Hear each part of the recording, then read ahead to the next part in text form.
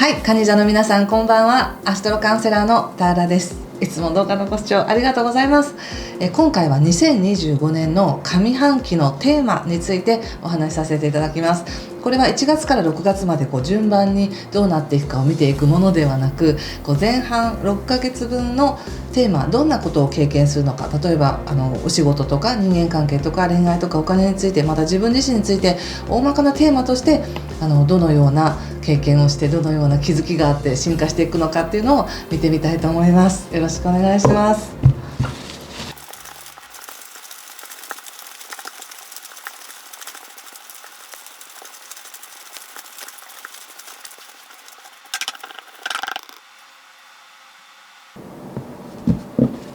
はい、じゃあ一緒に見てみましょう。ちょっといつもと違うスプレッドになりますので、しばし無言にならせてください。はい。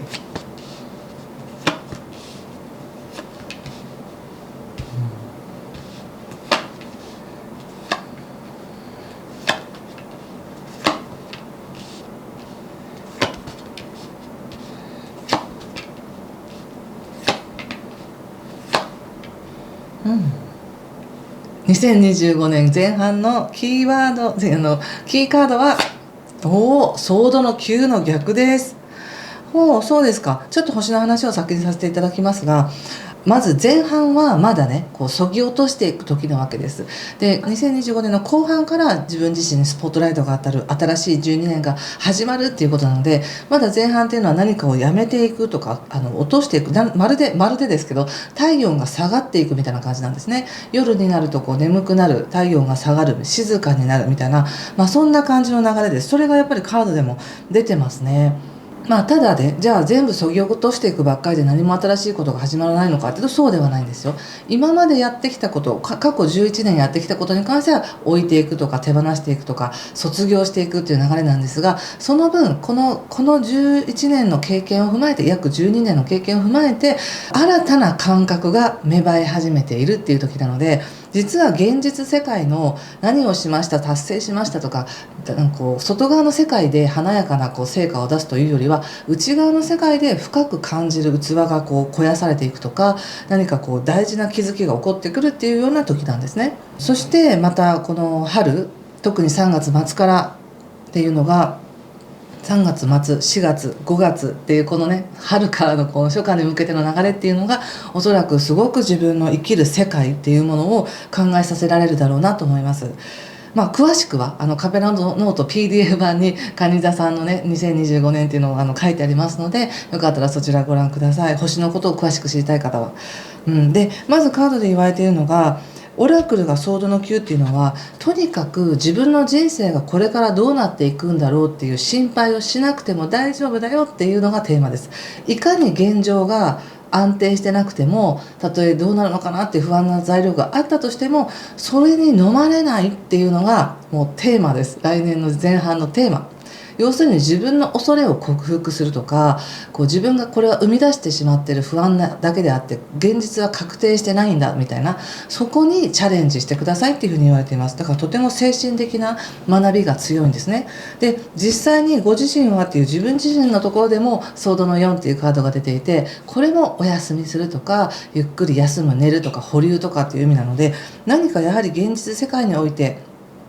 推し進めていくよとかスタートさせていくよっていうよりも、なんとなく静かに鎮静させていく中で何かが終わっていくとかってちょっと不安になる方もいらっしゃるんですけど、本当にこれは華やかな卒業なのでね、なんとなく学校のことを思い出してもらっても分かりますよね。卒業するってなったら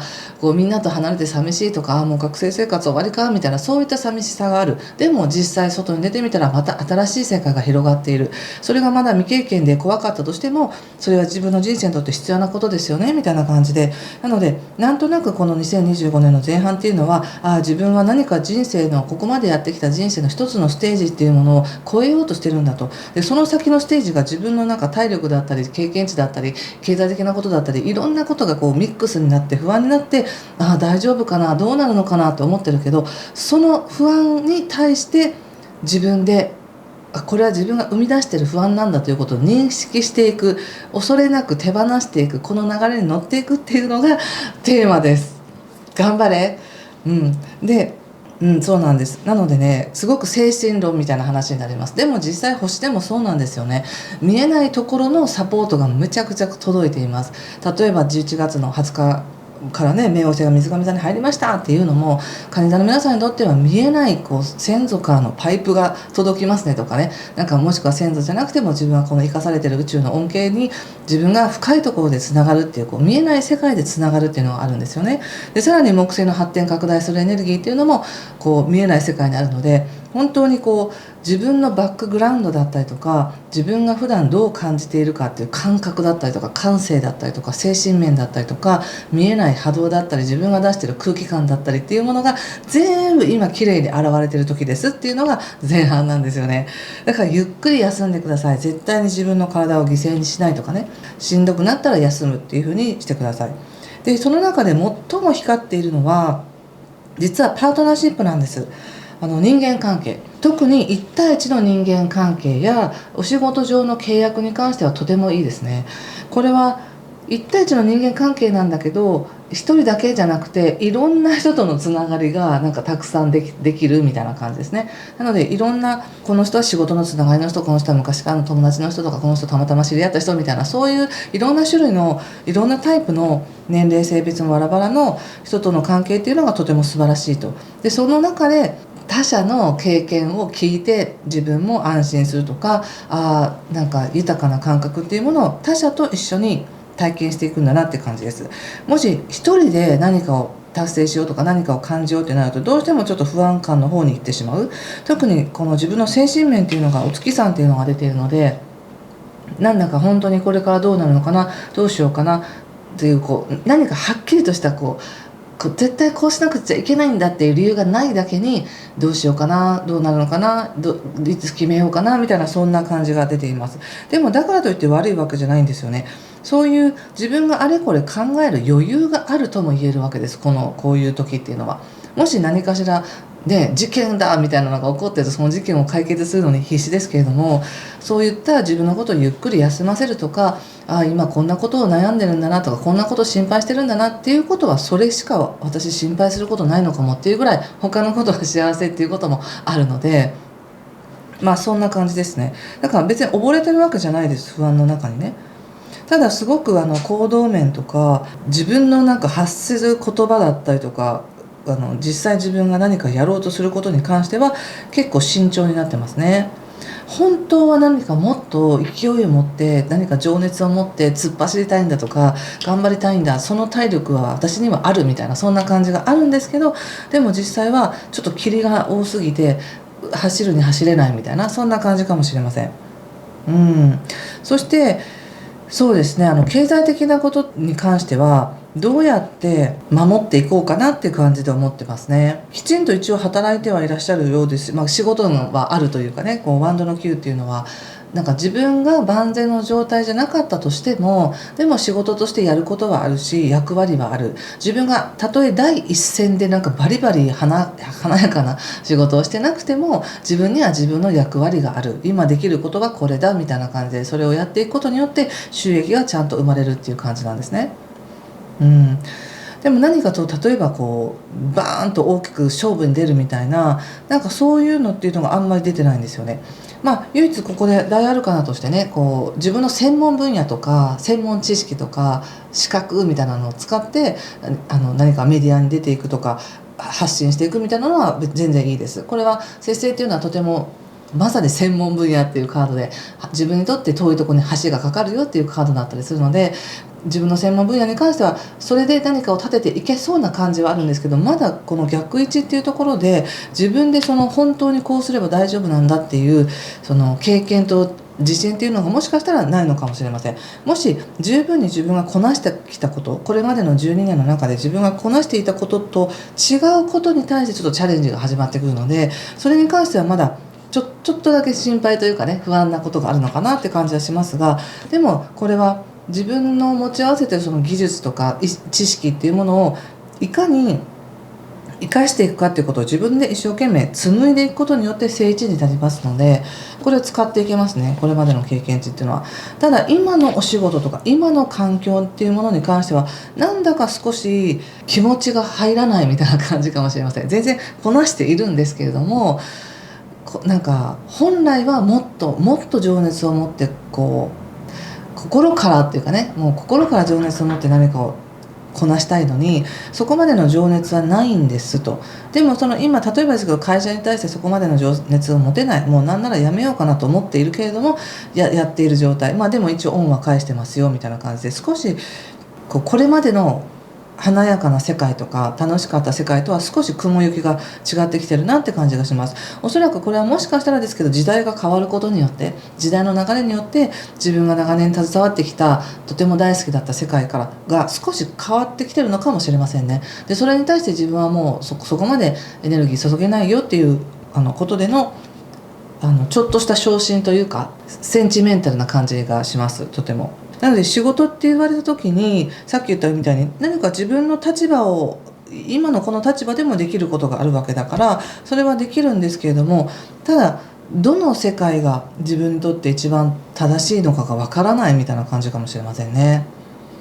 自分はこれだと思ってやってきたけど、例えば仕事一本みたいな感じで仕事ばっかりやってきたけど、いやでも実は本当はパートナーとの時間をもうちょっと大事にして生きていくべきなんじゃないかみたいなことを思ってみたりして、なのでなんとなく気持ちが一つに集中しないみたいな感じです。でもそうやってなんとなく漠然としていろんなことを考えるっていうのがまさに今のこのタイミングなので、それはちゃんと運に乗ってるってことなんですね。でその中で何をしてほしいかって言ったら、ゆっくり自分をねぎらって休んで、本当に自分がどうしたいかっていうのを自分の中から湧いてくるまでゆっくり休むっていうのが一番いい方法なんですよね。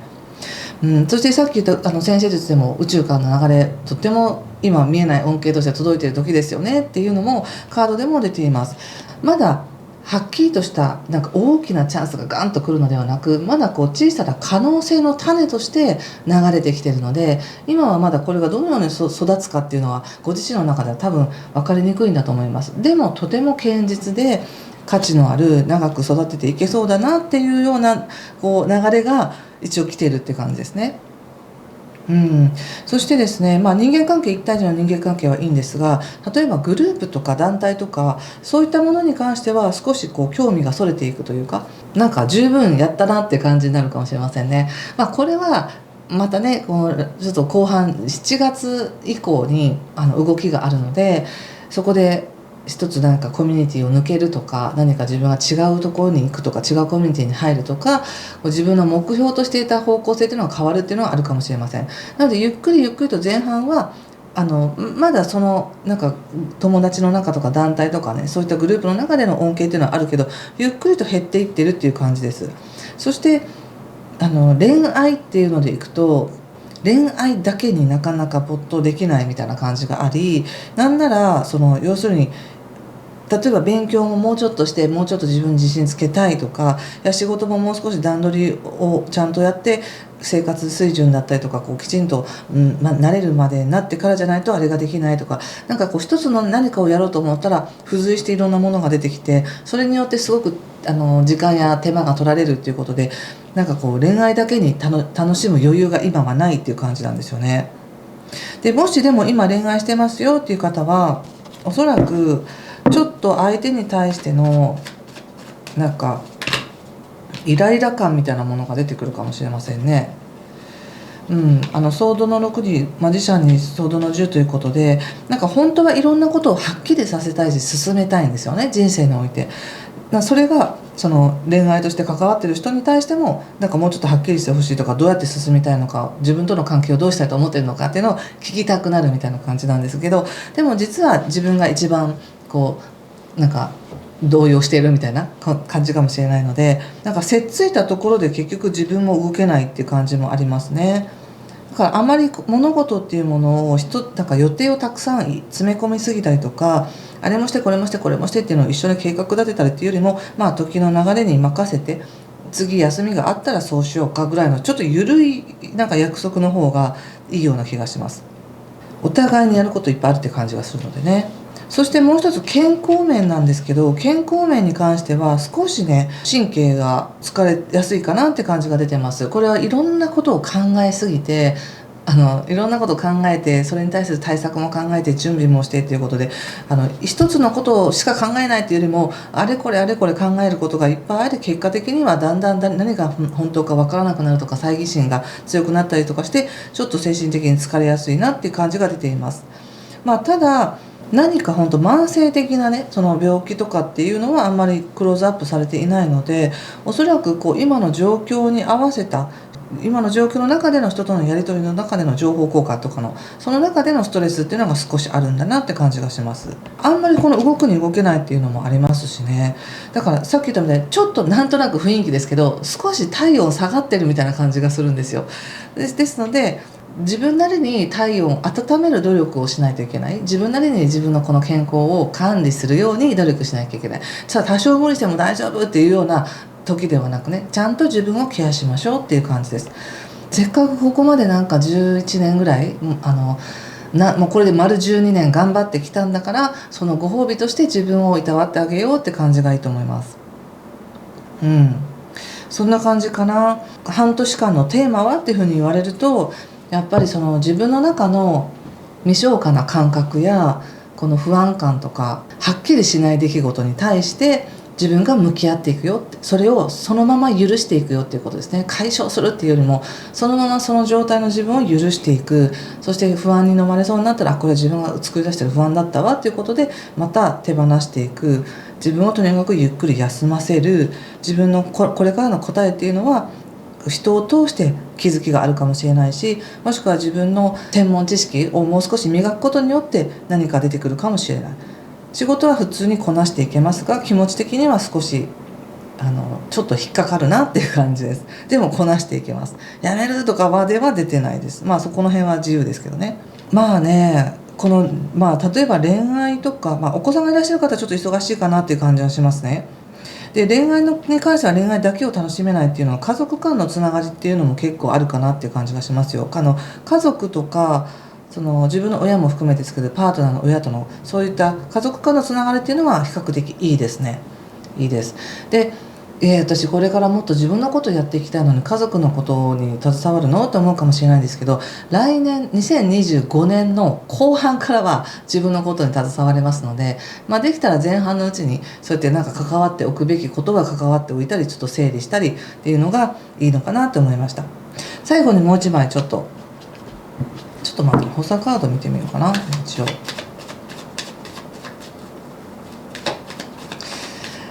よくね年間、これ一応上半期なんですけど、年間占いとかでねバーンと出てきたのがデビルとかね大きな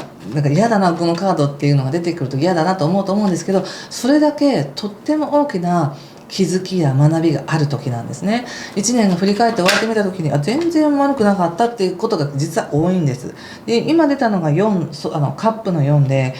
ご自身もソードの4なので、やはり何かがちょっと止まっていくとか保留していくとか、そんな感じですね。